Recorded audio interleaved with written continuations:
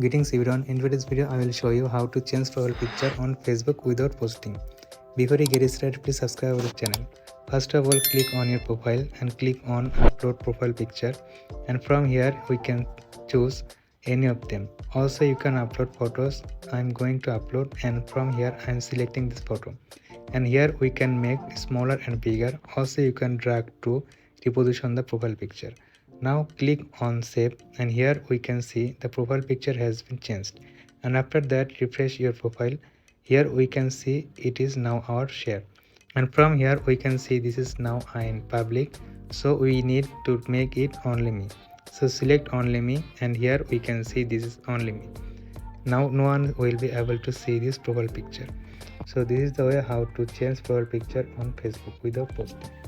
This is the video for today. Thanks for watching.